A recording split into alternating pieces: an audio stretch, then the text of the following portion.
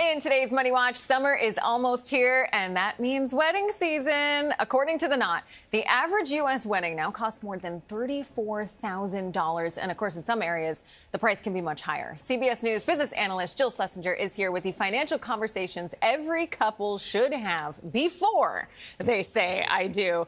Thanks for joining us again. Of course. Great to be here. I love this topic. Oh, well, okay, I'm going to out myself. When my husband and I got married, right, we were focused on how much are we going to pay for the wedding, right? All that. And we didn't have this conversation, and it's caused some of the worst fights after the fact. So what should we have talked about before, Jill? Roll the tape back.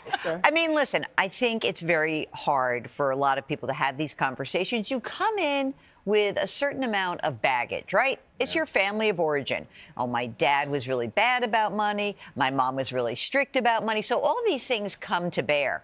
I think it's good to have conversations, mostly so that you can kind of get a sense of, like, where are you coming from? Who are you about money? Does it cause you stress? Is this a conversation that's really hard? And, of course, having the conversation before you get married is good, especially if you're spending tens of thousands of dollars. But even if not, if you're going to City Hall to get married, having a conversation where you're talking about, hey, you know what, this is kind of how I feel, or it makes me a little bit freaked out to have these conversations. This is what we're talking about, opening the dialogue. All right, so when it comes to specific topics, what topics should we touch on? Well, this is where it gets interesting. We have something called a balance sheet, right? Okay. What you own and what you owe. You're 21 years old when you get married, right, Nate? And Yep. what did you own?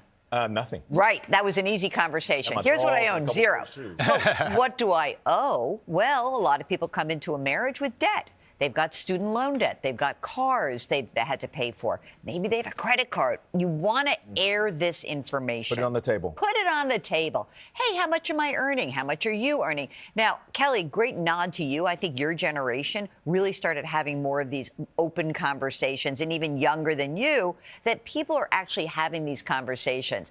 Vlad and I are a little bit more of the elders. These were not easy conversations to have. They really aren't. And so I think it's important to just say, what do you have? What do you earn? What are your goals? Do we really want to buy a house? Is that something that's important to you? Are we going to have kids? If so, are we going to pay for education?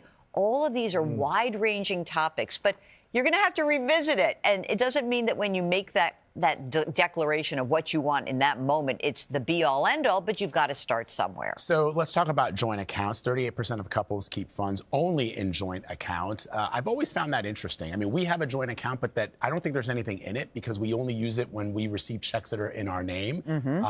And it's not that our finances are separate. We know what each of us has, but we don't draw money from a joint account. I think that the conversation about combining your money versus keeping it separate is really couple dependent.